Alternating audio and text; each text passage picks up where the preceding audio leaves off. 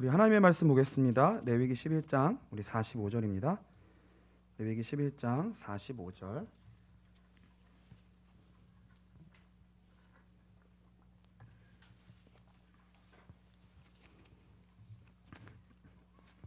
우리 한 목소리로 같이 봉독하겠습니다. 같이 읽겠습니다. 나는 너희의 하나님이 되려고 너희를 애굽 땅에서 인도하여낸 여호와라. 내가 거룩하니 너희도 거룩할지어다. 아멘. 우리 옆에 분들과 같이 인사했으면 좋겠습니다. 우리 같이 예배드리니까 너무 좋습니다. 네. 그래도 코로나가 아직 2단계여서 같이 예배드릴 수 있어서 너무 반갑고 감사한 것 같습니다. 그래서 지금 레위기 5대 제사 예배에 대해서 우리 배우고 있는데요. 이걸 통하여서 여러분 가운데 하나님과의 관계, 가장 중요한 예배가 회복될 수 있는 귀한 시간이 되시기를 주님의 이름으로 축복합니다. 오늘 이제 소제를 배울 겁니다. 이 소제 오늘 바로 들어갈 건데요. 이 소제는 히브리어로 민하입니다. 민하. 그래서 혹시 그 번제가 히브리어로 뭔지 혹시 기억나시나요? 번제가 이게 올라가는 거잖아요. 그렇죠? 히브리어가 뭐였죠? 올라. 히브리어 번제는 올라였습니다. 올라. 근데 소제는 민하요. 민하. 민하라는 뜻은 기본적으로 선물이라는 뜻입니다. 선물. 그래서 감사의 의미를 담고 있고요.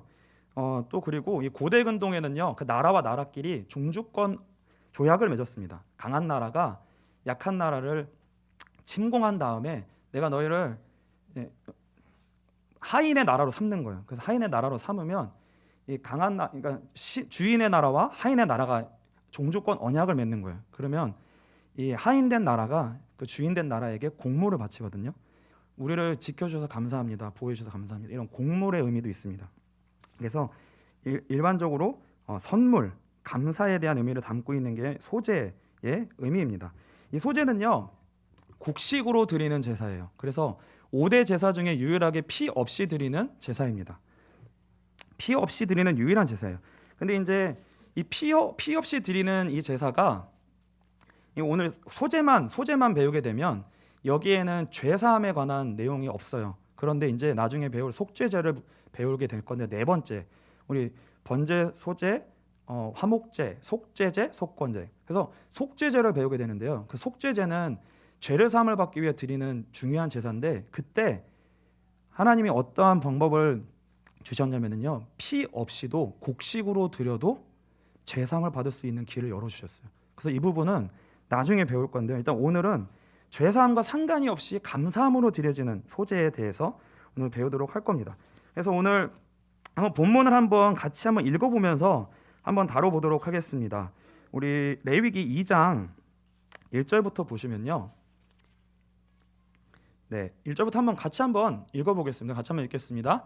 누구든지 소제의 예물을 여호와께 드리려거든 고운 가루로 예물을 삼아 그 위에 기름을 붓고 또 그 위에 유향을 놓아 아론의 자손 제사장들에게로 가져갈 것이요, 제사장은 그 고운 가루 한 움큼과 기름과 그 모든 유향을 가져다가 기념물로 제단 위에서 불사를 찌니 이는 화제라, 여호와께 향기로운 냄새니라. 우선 여기까지만 읽겠습니다. 일단 소제는요, 크게 세 가지 방식으로 드릴 수 있어요. 방금 읽은 게 첫 번째 방식입니다. 첫 번째 방식은 뭐냐면 고운 가루로 하나님께 드리는 거예요. 고운 가루 한 웅큼을 이렇게 한 웅큼, 이 한 웅큼이 어느 정도인지 이 유대인들은 이 한 웅큼도 막 자세하게 얼만큼이 한 웅큼이냐 막 해가지고 연구하고 그랬거든요. 근데 어떤 책에는 그런 얘기도 있대요. 이 세 손가락 3개 정도로 잡으면 이게 한 웅큼이라고 이렇게 얘기하는 사람들도 있는데 별로 의미가 없어요. 그냥 그 정도로 어쨌든 한 웅큼을 전체 고운 가루 중에 그 중에 한 웅큼만 잡아서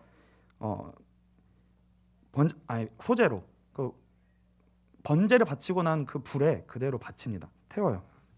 이게 첫 번째 방법이고요. 우리 그 다음 걸 한번 읽어보겠습니다.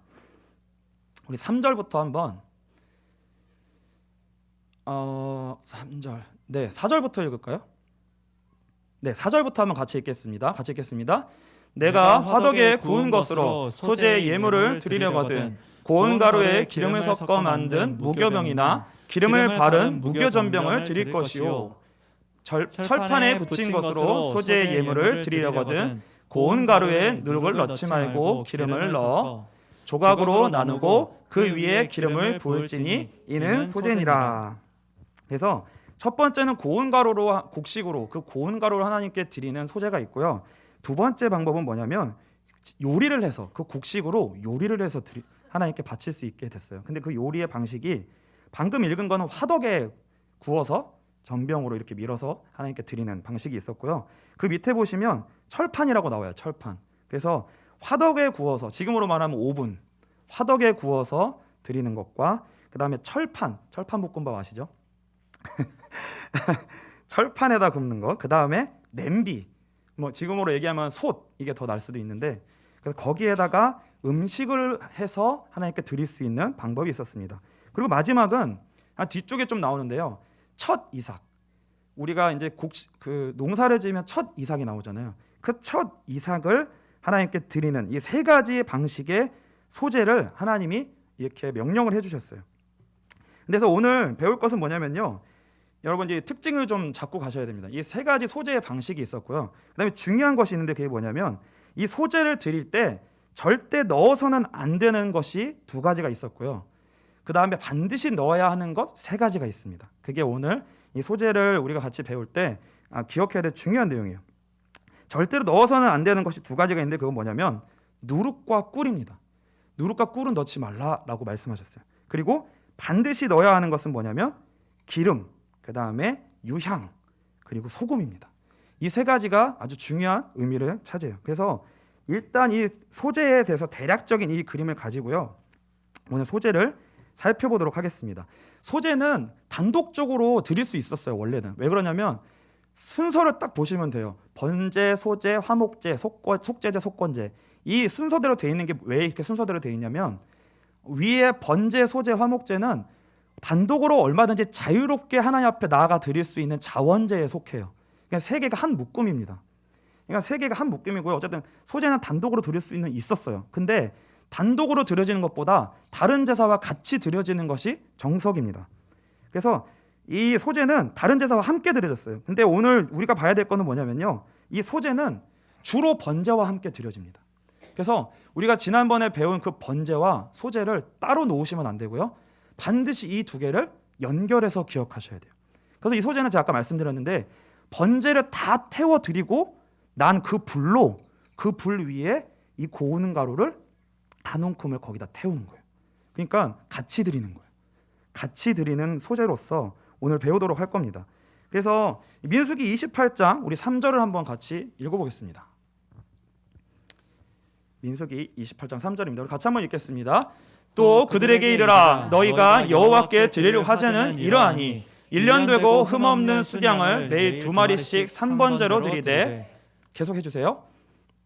어린 양 한 마리는 아침에 드리고 어린 양 한 마리는 해질 때에 드릴 것이요 또 고운 가루 10분의 1 에바에 빻아낸 기름 4분의 1 흰을 섞어서 소제로 드릴 것이니 이는 시내 산에서 정한 상번제로서 여호와께 드리는 향기로운 화제며. 네, 여기까지 읽겠습니다.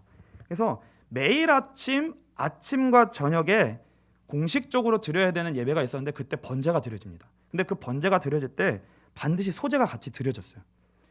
그래서 이 번제와 소제를 같이 다뤄야 됩니다. 그래서 이 번제와 소제가 끝에 같이 나오는 거가 뭐냐면 하나님께 향기로운 제사였더라.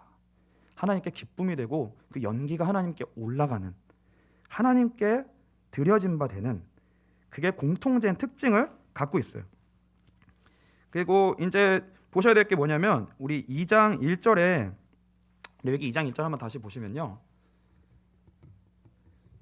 네, 레위기 2장 1절입니다.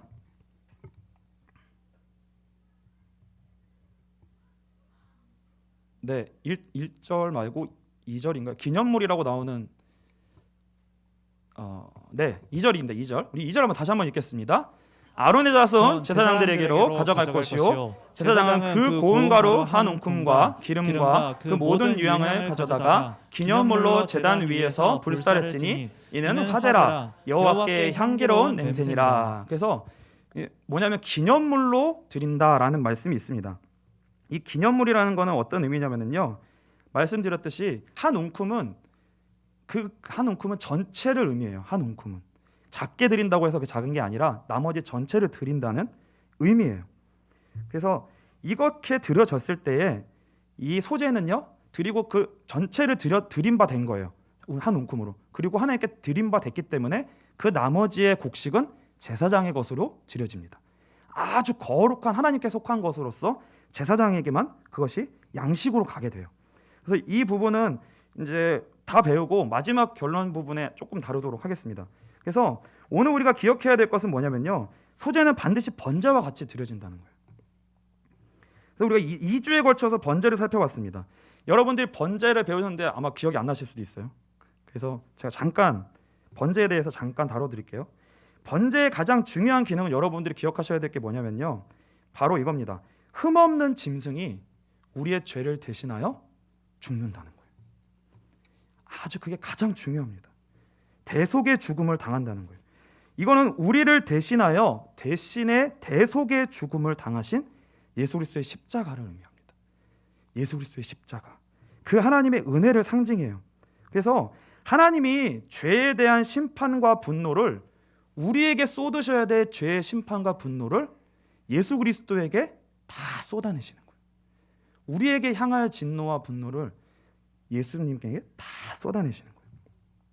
그래서 우리의 죄를 하나님이 간과하시고 용서해 주시고 가려 주시는 겁니다. 그래서 죄의 싹은 사망이에요. 그래서 죄는 반드시 어떻게만 해결되냐면요, 두 가지 방법으로만 해결돼요. 죄는 율법을 완전히 지키든가, 그래서 의를 이루든가, 아니면 죄의 싹대로 죽든가. 죽으면 죄에서 해방됩니다. 방법이 없어요. 근데 여러분들 율법을 완전히 지키실 자신 있으신가요? 없어요. 근데 다른 방법은 죽어야 돼요. 방법이 없어요. 그래서 예수님이 그 죄를 대신 지시고 죄의 심판을 다 짐을 담당하셨습니다. 이게 번제의 핵심이에요. 그래서 예수님이 자신을 번제로 드려서 모든 대속제물로 드려져서 죄가 완전히, 죄의 값이 다 치러졌다는, 그래서 그로 말미암아 하나님이 온전히 제 문제가 해결되어져서 하나님께 받으신 바 됐다는 그 증거로 어떻게 되는 거예요? 부활하시는 거예요. 그러니까 부활은 뭐예요? 죄 문제가 끝났다는 거예요. 예수님의 십자가 죽음으로 죄가 완전히 끝났다는 거예요. 완전히 해결되었다는 거예요. 더 이상 다른 게 필요 없다는 거예요. 하나님이 완전히 받으셨다는 겁니다. 그래서 부활하심으로 말미암아 하나님이 그것을 증거해 주시는 거예요. 그래서 그 부활의 의, 예수 그리스도께 우리를 대신 죽으심과 그 예수 그리스도의 부활로 말미암은 그 의가 동시에 우리의 것이 되어집니다. 이게 은혜예요. 이게 은혜. 그래서 예수 그리스도의 그 의가 우리에게 전가돼서요, 하나님 앞에 거룩하고 흠이 없는 자로 설 수 있어요. 우리 에베소서 1장 3절로 7절을 우리 한번 같이 한번 읽겠습니다. 에베소서 1장 3절로 7절, 우리 한 목소리 같이 읽겠습니다. 찬송하리로다. 하나님 곧 우리 주 예수 그리스도의 아버지께서 그리스도 안에서 하늘에 속한 모든 신령한 복을 우리에게 주시되, 곧 창세전에 그리스도 안에서 우리를 택하사 우리로 사랑 안에서 그 앞에 거룩하고 흠이 없게 하시려고 그 기쁘신 뜻대로 우리를 예정하사 예수 그리스도로 말미암아 자기의 아들들이 되게 하셨으니, 두 절만 더 읽겠습니다. 이는 그가 사랑하시는 자 안에서 우리에게 거저 주시는 바 그의 은혜의 영광을 찬송하게 하려는 것이라. 우리는 그리스도 안에서 그의 은혜의 풍성함을 따라 그의 피로 말미암아 속량 곧 죄사함을 받았느니라. 아멘. 이게 엄청난 은혜예요. 이게 우리에게 굉장히 깊은 은혜로 다가와줘야 돼요. 우리가 이 복음의 은혜를 놓칩니다. 이 복음의 은혜를 소홀히 여기고 이 복음의 은혜를 깊이 생각하지 않아요. 예수를 깊이 생각하셔야 됩니다. 그래야지만 이 구원의 온전한 은혜의 내용을 우리가 파악하게 되고요, 그것이 우리의 것이 돼요. 이게 너무나 중요한 번제의 기능입니다. 이 번제를 통해서 이 은혜를 여러분들이 기억하셔야 돼요. 예수로 말미암은 은혜의 구원, 예수가 아니면 안 되는 유일한 구원의 길입니다. 이거를 하나님이 우리를 위해 예수 그리스도를 통해 이루어 주신 거예요.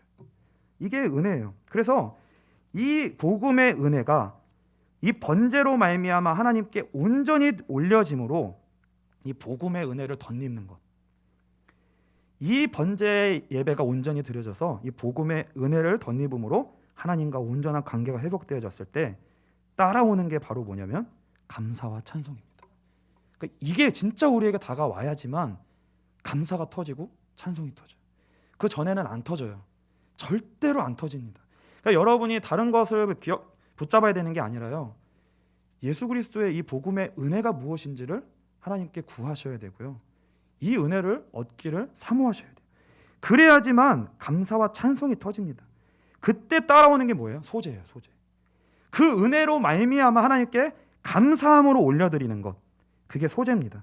구원의 은혜로 우리의 인생을 하나님께 감사함으로 올려드리는 거예요. 그래서요, 구원에 대한 그 감사에 대한 반응으로 우리의 삶 전체가 하나님께 나아가지는 겁니다. 감사함으로 나아가져요. 그래서 여러분들이 내 삶에 감사가 있나 생각해 보셨을 때 감사의 내용을 다른 데서 찾으시면요, 그 감사는 힘이 없습니다. 외면적인 것에서 찾으면요, 힘이 없어져요. 그런데 예수 그리스도의 이 복음의 은혜, 구원의 은혜가 우리 가운데 있잖아요. 그러면 감사는 환경 때문에 하는 게 아니고요, 조건 때문에 하는 게 아니에요. 구원의 은혜가 우리에게 항상 부딪혀 오면 우리는 언제든지 감사할 수 있습니다. 소제를 올려드릴 수 있어요.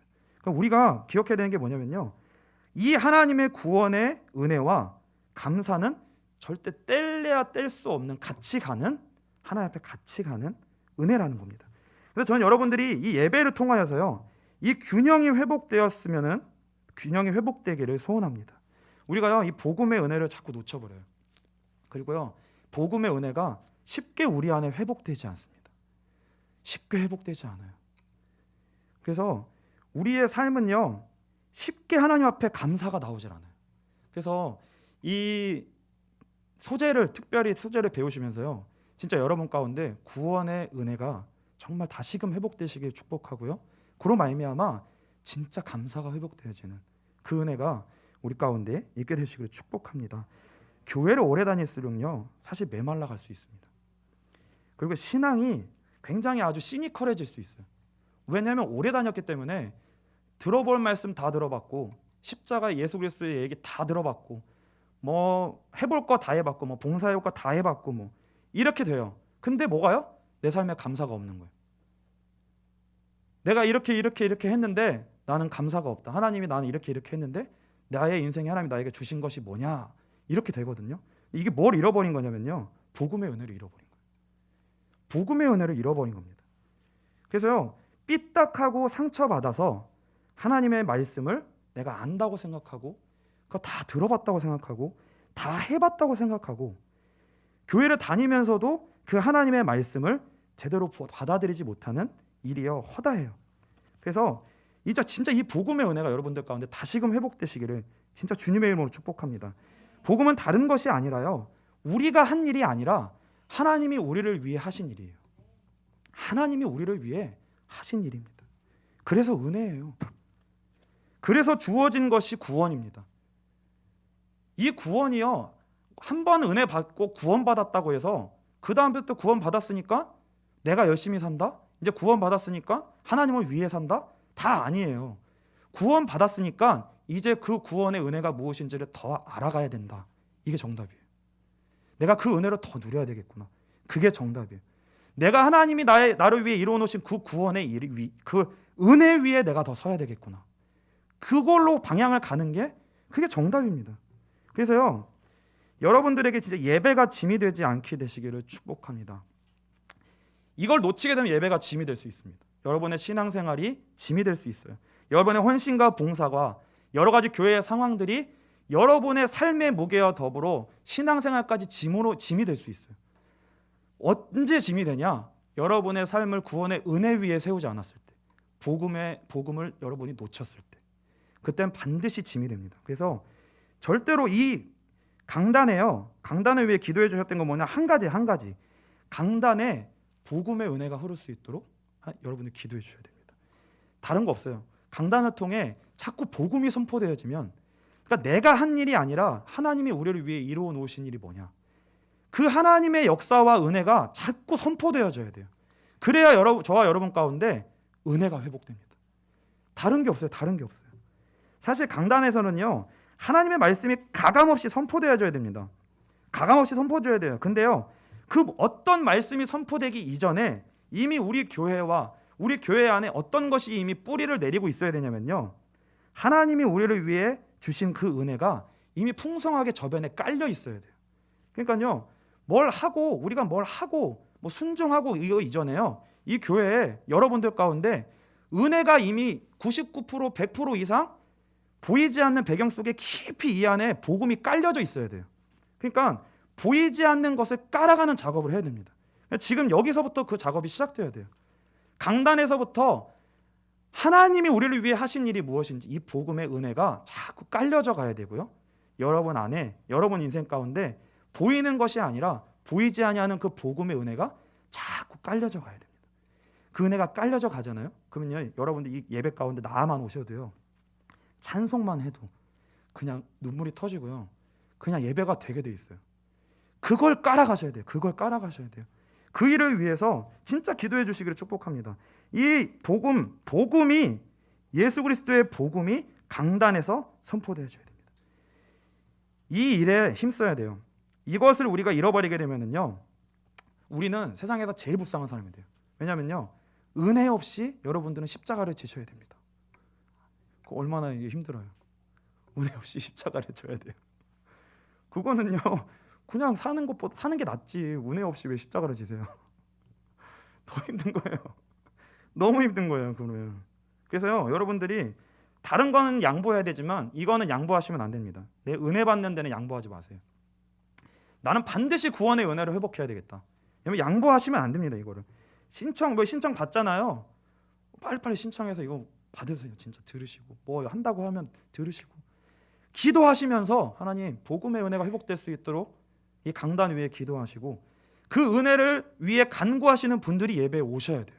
그럼 은혜와 은혜가 만나야 하나님의 역사가 흐를 거 아니에요. 그런 자들이 모여서 이 예배를 우리가 드리고요, 온전한 예배가 올려지도록 우리가 그걸 만들어 가야 됩니다. 그래서요, 주여 순종하기를 원합니다. 근데 그 일을 위해 나는 진짜 은혜가 필요합니다. 다른 사람 아니고 나부터 살아야 됩니다. 나부터 살아야 합니다. 나부터 살기를 원합니다. 하나님 은혜 허락하옵소서. 그 축복이 여러분들 가운데 있게 되시기를 축복합니다. 소재를 이제 이런 배경 가운데요, 소재를 들어갈 거예요. 소재는 왜 곡식으로 드리냐면 다른 게 아니에요. 그 당시 이스라엘 백성의 주업이 농사예요. 주업이 농사기 때문에 자신의 삶을 통하여서 그걸 하나님께 그대로 올려드리는 겁니다. 그러니까 쉽게 말하면 이건 의미가 뭐냐면요, 우리의 삶의 모든 것, 나의 양식, 나에게 업을 허락하여 주시고 나에게 그 양식을 허락하여 주신 분이 하나님이심을 고백하는 거예요. 나의 모든 것들이 다 하나님으로부터 왔습니다. 이런 고백이에요. 원래 이스라엘 백성들은 광야에서는 하나님이 농사 지을 수 없는 곳에 살게 하시고요, 하나님이 그냥 위에서 떨어지는 만나로 먹게 하셨어요. 뭘 경험하게 하시려는 거예요? 너로부터 나오는 거 아니야. 우리로부터 나오는 거 아니야. 복음의 은혜로부터 나오는 거야. 하나님으로부터 나오는 거야. 예수 그리스도로부터 나오는 거야를 가르치셨던 거예요. 그걸 가르쳐요. 그래서 만나를 먹었습니다. 근데요, 가나안에 들어가서부터는요, 농사를 짓게 하십니다. 그리고요, 그 소재에 드리는 세 가지 방법 중에 마지막에 첫 곡식을 드리는 게 있었잖아요. 그게 뭐냐면요, 가나안에 들어가서 농사를 짓게 되잖아요. 그러면 그 농사 누구 힘으로 지은 거예요? 햇빛을 누가 주셨으며 이른 비와 늦은 비를 누가 주셨으며 하나님이 그런 모든 것들을 완벽하게 해주시지 않으면 가나안에서 농사를 지을 수가 없어요. 그러니까 농사를 지은 것이 다 하나님의 은혜로 말미암은 것입니다. 이게 하나님으로 말미암은 결실입니다. 근데 그 중에 첫 이삭, 한 웅큼을 드리는 거예요. 근데 한 웅큼이 뭐예요? 전부를 다 드리는 거예요. 이건 다 하나님의 것부터 온 것입니다. 나의 인생은 다 뭐로부터 왔다? 구원으로부터 왔다. 예수 그리스도의 십자가의 은혜로부터 왔다. 거기서부터 왔다는 것을 고백하는 겁니다. 그래서 여러분들이요, 예수 그리스도로 말미암는 그 구원의 은혜 안에 거할 때에만 여러분의 모든 삶이 하나님께로부터 진짜 왔음을 인정하고 고백할 수 있습니다.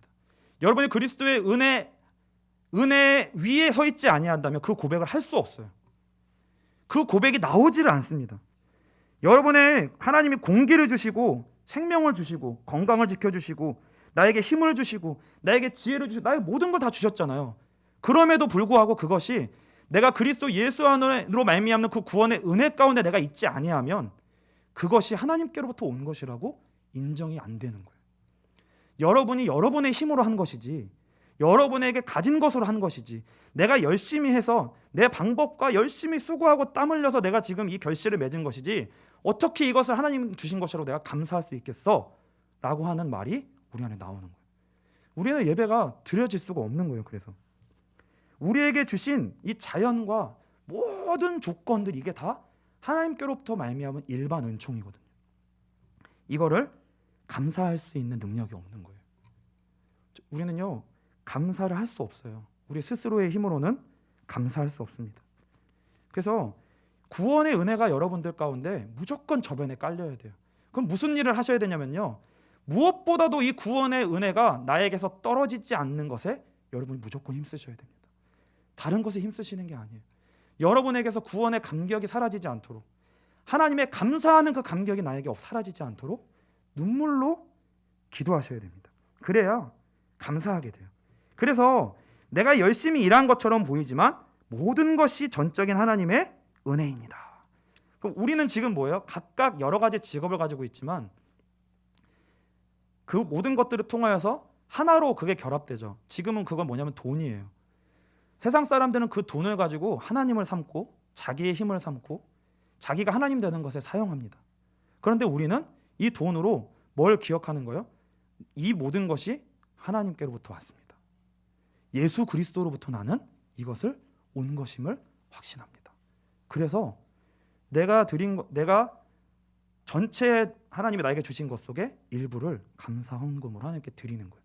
근데 이 감사 헌금이 여러분들이, 저도 예외가 아니에요. 저도 예외가 아닌데 저도 참 이게 말씀을 전하면서도 부끄러운데 감사 헌금 형식적으로 드릴 때가 많아요. 감사하지 않은데 드려야 되니까, 매주 드렸으니까. 근데 여러분들이 진짜 복음의 감격으로 말미암아 감사 헌금을 드리게 될 때 그 감사 헌금은 하나님의 영광을 받으시고요. 그리고 그것은 어디로 돌아가는 거예요? 진짜 강단에서 복음이 선포됐다는 뜻이 증거예요. 그게 오직 하나님께로만 가는 거예요. 그게 거룩하게 구별된 헌물이 됩니다. 그게 그 돈을 사역자가 받는 게 아니라 진짜 이분이 구원으로 말미암아 감사하네. 그럼 뭐예요? 복음이 진짜 선포됐네. 하나님이 진짜 일하셨네. 이게 강단과 여러분의 삶 가운데 교류되어야 되는 겁니다.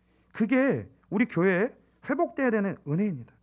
번제와 소제가 그래서 같이 회복되어야 돼요. 그래서 그 은혜로부터 아닌 다른 헌금과 다른 헌물이 바쳐질 때 교회는 어지러워지는 겁니다.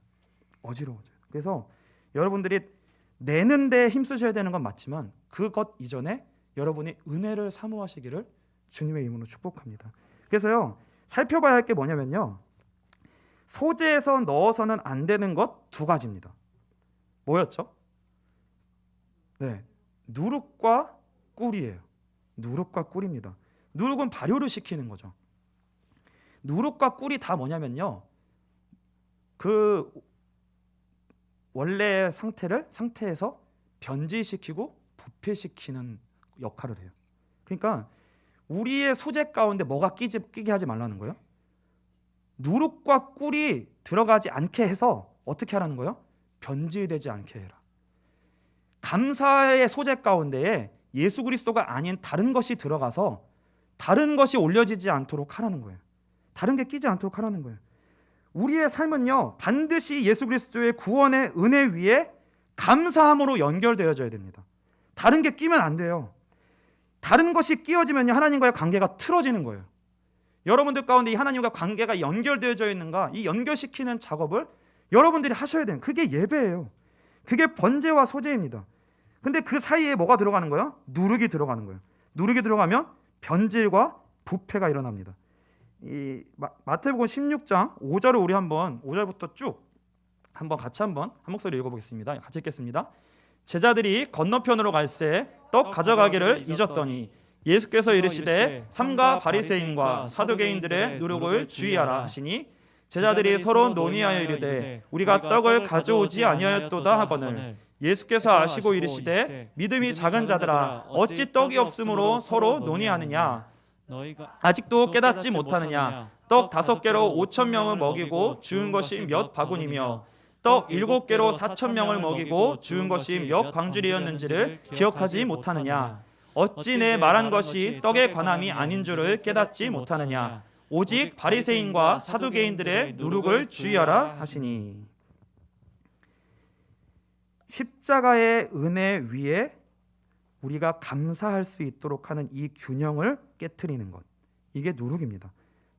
다시 말하면 다른 교훈이에요. 다른 교훈입니다. 여러분에게 예수 그리스도의 십자가 그 은혜의 복음, 예수 그리스도 외에 다른 것이 여러분의 삶 가운데 우위에 들어가게 되면 여러분의 삶은 하나님과의 관계 가운데 변질되어서 죄 가운데 떨어지게 되고 여러분의 삶은 감사함에서 떨어지게 됩니다. 여러분의 마음은 금방 부패하고 변질됩니다. 그래서요, 우리의 신앙의 기초는 절대적으로 십자가의 은혜 위에 기초되어야 돼요. 이거를 세우는 일에 우리의 온 힘을 다 기울여야 됩니다. 그래서요, 그 은혜가 아닌 어떤 것이 자리 잡지 않도록 교회와 저와 여러분 가운데 십자가 외에 다른 은혜가, 다른 것이 자리 잡지 않도록 하셔야 돼요. 그래서요, 이 은혜가 딱 떨어지잖아요. 여러분이 십자가를 딱 놓치셨잖아요. 그럼 반드시 드러나는 게 있습니다. 그게 뭐냐면 은혜가 떨어지면 반드시 사람의 의가 드러나요. 쉽게 말하면 하나님이 하신 일로 말미암은 은혜가 나를 지배하지 않으면 뭐만 남는 거예요? 내가 열심히 하는 것만 남는 거예요. 내가 한 것만 남아요. 근데 어떻게 감사할 수 있겠어요? 감사가 안 되는 거예요. 내가 한 것만 남는데 어떻게 하나님이 하셨다는 고백을 해요? 안 되는 거예요. 바로 우리는 부패하고 변질됩니다. 여러분은 높아질 것이고요. 높아지게 되면 비판하게 될 것이고요. 비판하게 되면 이미 여러분은 교만한 자리에, 하나님의 자리에 있게 됩니다. 그래서 구원받은 신자에게 하나님이 목표하시는 것은 성화예요. 그래서 이 목표는 하나님이 타협하지 않으십니다. 근데 중요한 건 뭐냐면요, 은혜보다, 칭의보다 성화를 강조하게 되면 반드시 그 성화는 실패해요. 그래서요, 성화는 반드시 무엇에 기초하게 되냐면 칭의를 기초로 할 때만 나아갈 수 있어요. 은혜 위에서만 나아갈 수 있습니다. 여러분들이 은혜를 잃어버리면 성화는 말도 안 되는 목표예요. 여러분, 불가능한 목표입니다. 그래서 은혜보다 책임이 강조되지 않도록 여러분들이 기도해 주셔야 됩니다. 교회 가운데 여러분이 해야 할 것보다 은혜가 더 강조돼야 돼요. 이 두 개는 반드시 같이 강조돼야 되는데 그러나 그 중에서도 여러분 안에 은혜가 무엇인지가 더 여러분 안에 깊이 뿌리 박혀 있으셔야 돼요. 그래야지만 여러분의 책임을 질 수 있다는 거예요. 그래서 여러분의 공로가 예수의 공로보다 위에 있지 않도록 철저히 이것을 여러분들이 기억하고요, 걸러내셔야 돼요. 그러면 이제 이렇게 얘기하면은요, 그래, 그러면 내가 뭘 할 수 있을까? 내가 하는 것마다 다 내 의가 될 텐데 하지 말고 그냥 가만히 있어야 되겠다. 이거는 여러분들이 잘못 받으신 거예요. 이렇게 되면 여러분 잘못 받으신 겁니다. 열심히 하셔야 돼요. 여러분이 하나님에게 허락해 주신 것 속에 열심히 하셔야 됩니다. 근데 하면서 뭐 하시는 거예요? 하면서 하나님의 은혜를 받는 일에 목표를 힘쓰시라는 거예요. 하면서 은혜를 받으세요. 하지 말지 마시고요. 이건 좀 이상한데 하시면서 은혜를 힘쓰세요. 그게 진짜 하나님이 기뻐하시는 겁니다. 그래서 두 번째 넣어서는 안 되는 게 뭐냐면요, 꿀이에요. 꿀을 넣어도 변질됩니다. 이 꿀은 뭐냐면요, 세상의 것을 지나치게 사랑하는 거예요. 이거는 반드시 우리를 부패하게 만듭니다. 우리의 마음을 부패하게 만들어요. 잠언 5장 3절을 한번 보겠습니다. 3절부터 한번 쭉 한번 읽어볼게요. 우리 같이 읽겠습니다. 대저 음녀의 입술은 꿀을 떨어뜨리며 그의 입은 기름보다 미끄러우나 나중에 쑥같이 쓰고 두날 가진 칼같이 날카로우며 그의 발은 사지로 내려가며 그의 걸음은 수월로 나아가나니 그는 생명의 평탄한 길을 찾지 못하며 자기 길이 든든하지 못하여도 그것을 깨닫지 못하느니라. 그런즉 아들들아 나에게 들으며 내 입의 말을 버리지 말고 내 길을 그에게서 멀리하라. 그의 집 문에도 가까이 가지 말라. 구절은 어떻게 되나요 혹시? 네, 구절을 더 안 읽어도 될 것 같습니다. 무슨 말씀인지 아시겠죠? 이 음녀의 말이 뭔지, 세상의 말이 무엇인지, 이것을 지나치게 사랑하는 것, 이것은 반드시 우리를 부패시켜요. 우리에게서 그리스도 예수의 은혜의 복음이 우리의 마음 가운데에서 가치를 잃어버리게 만듭니다. 이 무서운 거예요. 잠언 25장 27절을 한번 같이 읽겠습니다. 잠언 25장 27절입니다. 제가 안 해놨나요 혹시? 네, 우리 같이 한번 읽겠습니다. 꿀을 많이 먹는 것이 좋지 못하고 자기의 영예를 구하는 것이 헛되니라. 네, 27절만 읽겠습니다. 자기의 영예를 구하는 것과 꿀을 먹는 것과 같이 대비된 거예요. 우리의 죄성은요, 예수 그리스도의 은혜에 잠겨 있지 않으면 금방 세상의 가치를 따라 부패합니다. 여러분들 지금 충만히 은혜 받았잖아요. 금방 부패해요. 금방 부패합니다. 금방 꿀을 먹게 돼요. 우리는. 그러면 그 꿀을 먹으면 은혜가 아무것도 아닌 것처럼 느껴져요. 그러면 그것 때문에 여러분들이 고통하셔야 돼요. 그래서 죄성이라는 거는요, 한 면은 뭐냐면 교만해지는 거예요. 자기 의가 드러나는 거예요. 복음의 은혜를 잃어버리면 한 면으로는 교만해지고요, 다른 한 면으로는 세상을 사랑하게 되는 거예요. 세상을 사랑하게 돼요. 그래서요, 세상을 부러워하게 되고요, 헛된 소망을 갖게 되고요. 그럼 어떻게 돼요? 낙심하는 거예요. 지금 현실이 재미가 없어요. 재밌는 일 하나도 없어요. 그냥 다람쥐 쳇바퀴 도는 삶을 사는 거지 거기에 무슨 의미가 있어요? 이렇게 되는 거예요. 삶이 기계처럼 되고. 여러분이 이렇게 돼요. 그래서 여러분이 십자가의 은혜로 말미암아, 말씀으로 말미암아 속사람이 강건해지는 일에 힘써야 됩니다. 시편 19편 우리 7절부터 14절을 우리 한번 같이 읽겠습니다. 같이 읽겠습니다. 여호와의 율법은 완전하여 영혼을 소성시키며 여호와의 증거는 확실하여 우둔한 자를 지혜롭게 하며 여호와의 교훈은 정직하여 마음을 기쁘게 하고 여호와의 계명은 순결하여 눈을 밝게 하시는도다.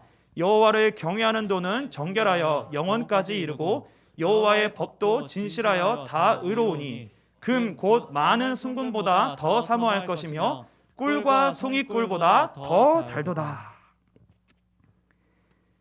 죄성은 우리 안에는 죄성과 죄성이 있고 하나님이 새로 창조하신 새 성품이 있는데 이거는 무슨 물을 더 주냐에 따라 자라게 돼요. 여러분이 세상에 꿀을 주게 되면 죄성이 자랍니다. 부패해버려요. 그럼 반드시 하나님의 은혜는 저리 가라가 됩니다. 근데 여러분이 예수 그리스도의 복음의 은혜를 사모하여 말씀을 계속 먹이잖아요. 그러면 세상은 온데가 간 곳 없고 구속한 주만 보이도다. 이렇게 돼요. 그렇게 돼야 돼요. 그렇게 복음이 나에게 꿀같이 느껴지는 그 세 사람이 여러분 가운데 강건하여지도록 그 일에 힘쓰셔야 됩니다. 여러분의 영혼에 누룩과 꿀이 들어가지 않도록 여러분들이 경계하셔야 돼요. 근데 그 본질은 같은 거예요. 복음의 은혜입니다. 은혜를 잃어버리면 한면으로는 교만하게 되고 한면으로는 낙심하게 됩니다. 그러면 하나님과 관계가 어그러진 거예요.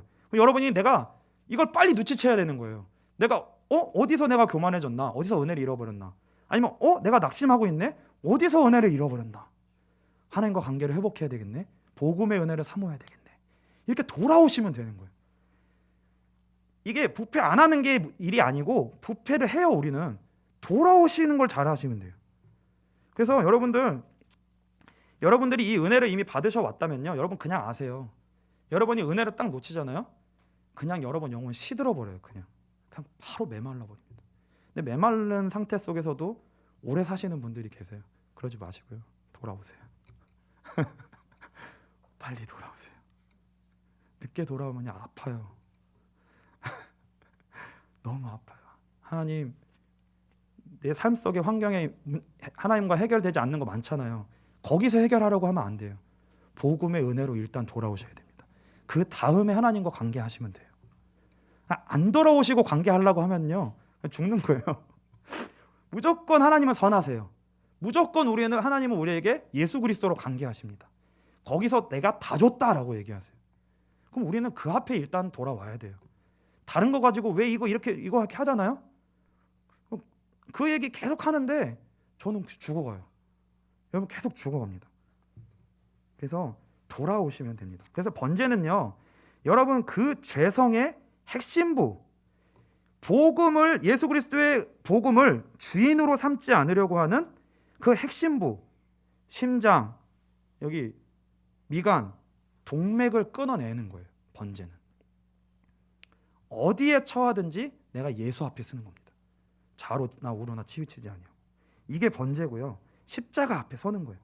그 십자가를 통과하면은 은혜로 말미암아 나의 생명에 주는 예수 그리스도입니다.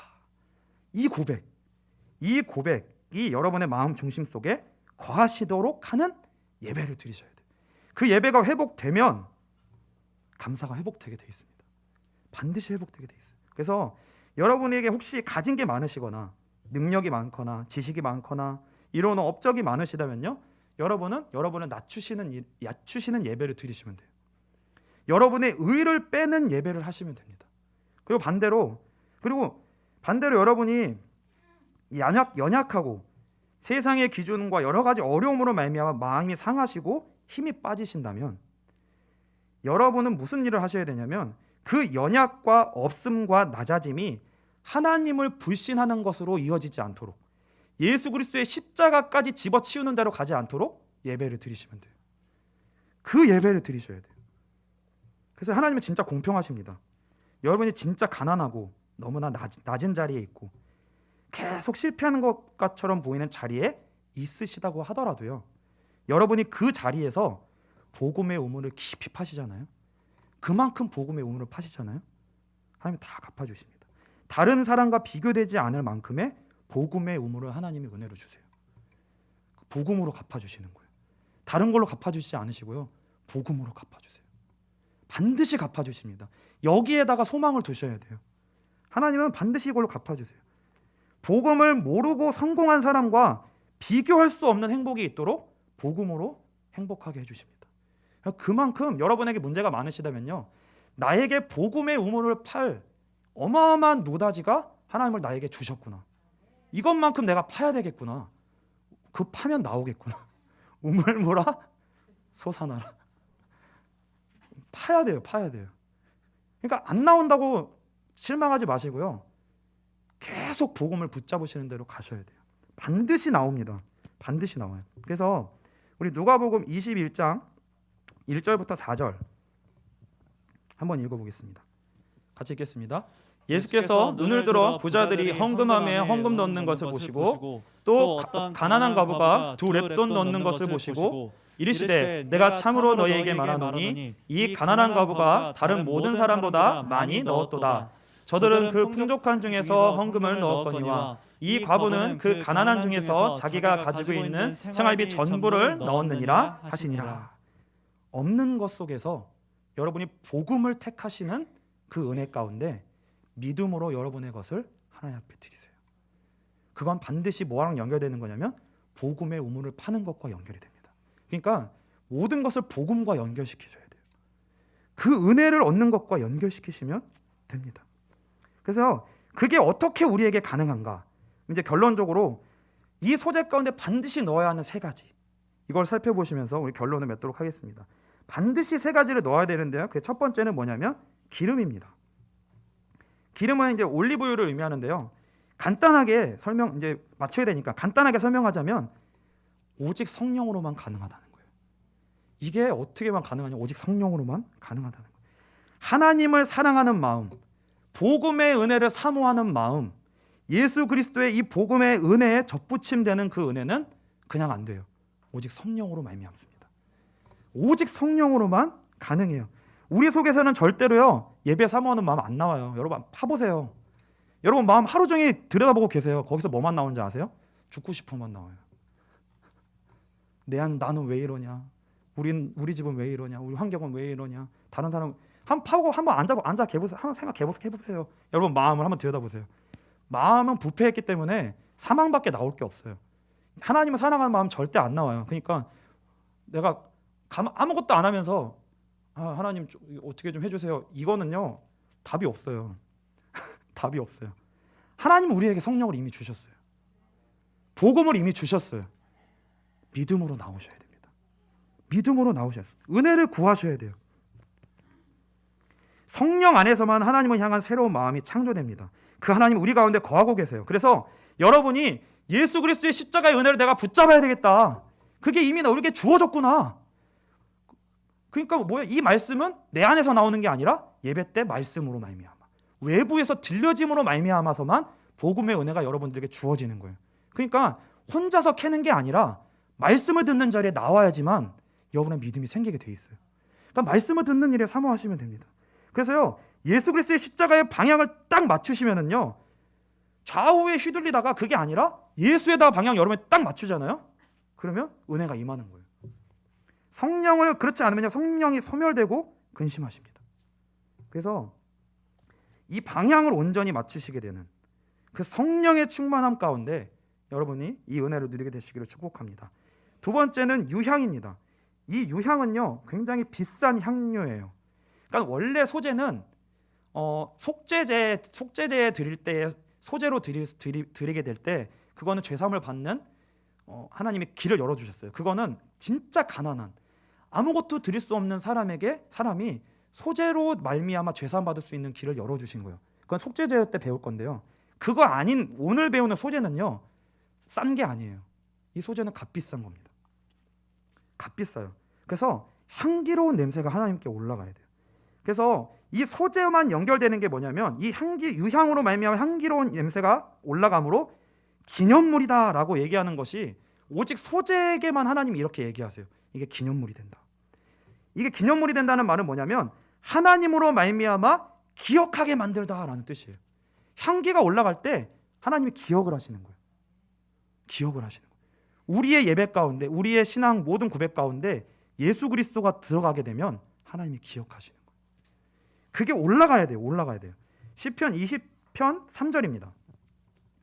같이 읽겠습니다. 내 모든 소재를 기억하시며 내 번제를 받아주시기를 원하노라. 같이 번제와 소재가 같이 올라갔죠. 그리고 우리 시편 141편 2절입니다. 같이 읽겠습니다. 나의 기도가 주의 앞에 분향함과 같이 되며 나의 손드는 것이 저녁 제사같이 되게 하소서. 그래서 향이 올라가는 건요 기도랑 연결되는 거예요. 기도랑 연결돼요. 계시록 8장 3절입니다. 같이 읽겠습니다.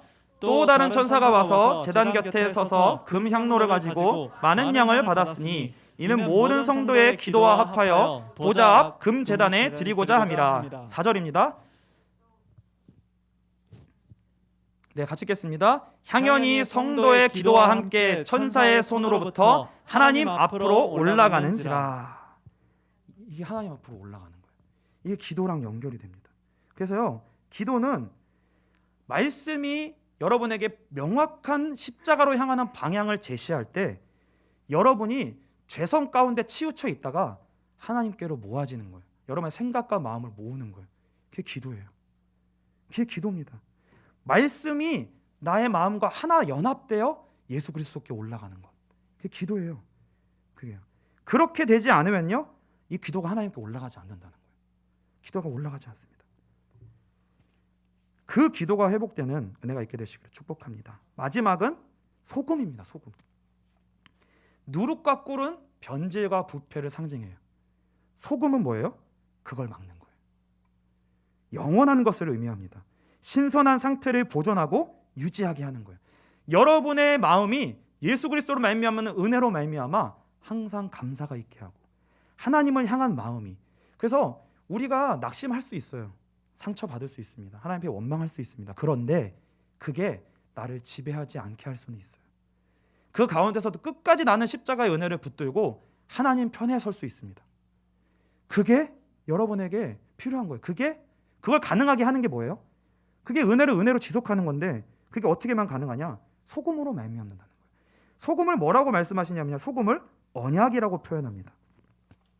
소금 언약이라고 얘기해요. 그러니까요, 예배 때, 소제 때 소금을 넣으라. 이건 뭐예요? 하나님의 언약을 기억하라는 거예요. 이 구원의 은혜는, 복음은 하나님의 약속입니다. 우리를 향한 우리와 하나님과의 관계는 언약 관계예요. 이건 반드시 하나님의 약속이 우리 가운데 이루어지게 돼 있어요. 하나님은 우리를 예수 그리스도로 말미암아 백성 삼으셨고요, 우리를 향한 하나님의 계획은 반드시 이루어집니다. 이게 하나님의 약속이에요. 그 약속을 붙들고 있을 때, 그 언약을 붙들고 있을 때 우리는 부패하지 않을 수, 지킬 수 있다는 거예요. 우리를 지킬 수 있다는 거예요. 하나님은 신실하십니다. 하나님 변하지 않으세요. 우리는 맨날 변하는데 하나님 변하지 않으세요. 우리를 향한 하나님의 마음도 변하지 않으십니다. 화를 낼 수는 있지만 하나님은 우리 아버지세요. 무슨 병딱 같은 사람이 우리한테 화내는 거랑 아버지가 화내는 거랑 달라요. 우리는 그 자녀라는 거예요. 하나님은 우리를 향한 그 근본적 방향은 바뀌지 않습니다. 그러니까요, 무조건 뻔데같이 뻔데세요. 무조건 나 하나님 자녀예요. 난 무조건 하나님 자녀예요. 이거는 진짜 필요한 거예요. 난 무조건 하나님 자녀라는 거예요. 때려도 하나님이 날 때려. 나는 하나님이 때려서 맞는 거야, 맞을 거야. 뭐 그렇게 당당한 마음이 있어야 되는 거죠. 그래서요, 이걸 약속을 붙들고요, 신실하신 하나님을 붙들고 뭘 뚫고 나가는 거예요? 환경과 문제와 여건과 조건을 뚫고 나가는 거예요. 부패와 싸우는 거예요. 여러 환경이 문제가 아니라 환경으로 말미암아 내가 부패되는 것과 싸우는 거예요. 예수 그리스도의 약속을 붙들고 그 약속 가운데 일하시는 변하지 아니한 하나님을 붙들고 부패되는 것을 막는 거예요. 하나님에게서 관계가 끊어지는 것을, 하나님 편에서 내가 돌이키려고 하는 마음을, 문제가 있는데도 나는 하나님 편에 쓸 거야. 이 문제 때문에 나는 하나님 떠나지 않을 거야. 여기서 더 예수 그리스도 붙잡는 자리로 난 갈 거야. 왜? 하나님은 신실하신 분이시기 때문에. 이거로 가는 거예요. 환경이 문제가 아니라 우리가 믿음으로 바꾸지 못하는 게 문제입니다. 그래서요, 이 믿음으로 바꿔냄으로 말미암아 반드시 여러분 안에 감사를 퍼올려 내셔야 돼요. 퍼올려 내셔야 돼요. 이 싸움을 하셔야 됩니다. 감사를 나오도록 바꿔내야 돼요. 감사하셔야 돼요. 조건이 있어서 감사하는 게 아니라 감사하는 거예요. 그냥 아무 이유 없이 항상 기뻐하라. 쉬지 말고 기도하라. 범사에 감사하라. 그래서 그 조건과 환경 속에서 내가 최선을 다해 순종함으로 예수 그리스도를 붙들고 내 삶을 살아내겠습니다. 반드시 살아내겠습니다. 이게 바뀌지 않아도 나는 하나님을 예배하겠습니다. 그리스도로 말미암아 찬양하겠습니다.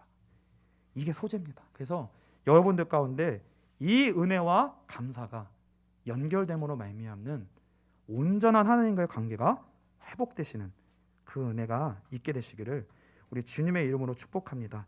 우리 시간 찬송하게